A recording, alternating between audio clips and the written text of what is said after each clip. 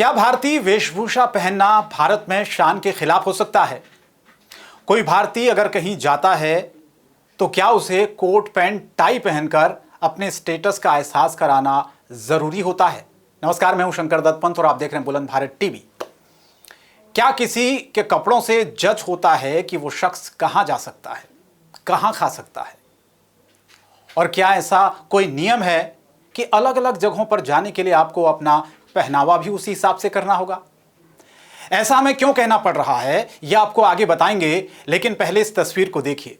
सिर पर पगड़ी है, पैर में चप्पल, धोती कुर्ता पहना एक साधारण सा दिखने वाला ये शख्स आखिर कौन है? ऐसा क्या हुआ कि उसके पहनावे पर इतना हंगामा मच गया? दरअसल हर बेटे का ख्वाब होता है कि वो अपने माता पिता को कार से लेकर एरोप्लेन तक की सैर कराए, उन्हें अच्छे रेस्टोरेंट में खाना खिलाए और कभी उनका मन चकाचौंध भरी दुनिया देखने का हो, उनको वहां की सैर भी कराए। एक बेटे ने भी अपने पिता के लिए कुछ ऐसा ही सोचा था, लेकिन हुआ इसका बिल्कुल उल्टा। शाम का वक्त था, शहर के ट्रैफिक और बड़ी चमचमाती इमारतों के बीच शहर में कुछ ऐसा हुआ जिसने सबको सन्न कर दिया। दरअसल एक बेटा पहली बार अपने पिता को मॉल ले गया था। दोनों का फिल्म देखने का प्लान था, लेकिन बुजुर्ग को मॉल के गेट पर ही गार्ड ने रोक दिया। इसकी वजह थी शख्स ने धोती कुर्ता पहना था।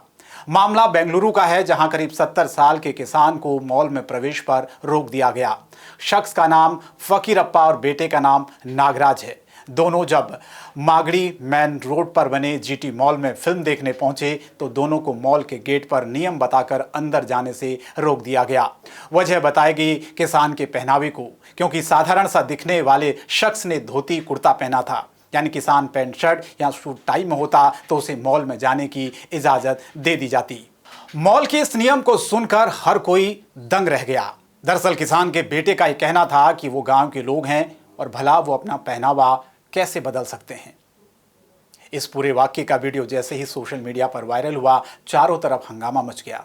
मॉल के इस नियम और व्यवहार को लेकर लोगों ने सोशल मीडिया पर अपना गुस्सा दिखाना शुरू कर दिया। मामला इतना बड़ा हो गया कि कर्नाटक विधानसभा में भी इसकी गूंज सुनाई दी। पार्टी नेताओं ने मॉल प्रबंधन के इस हरकत की खूब निंदा की और इस व्यवहार को किसानों की गरिमा और स्वाभिमान को ठेस पहुंचाने वाला बताया। यही नहीं, कन्नड़ संगठनों के कार्यकर्ताओं ने मॉल के सामने धोती पहनकर विरोध प्रदर्शन तक किया और किसान को भी मॉल लाया गया। जिस किसान को रोका गया था, जहां पहले किसान का सम्मान हुआ और फिर मॉल प्रबंधन से लेकर तमाम लोगों ने इस व्यवहार के लिए माफी मांगी।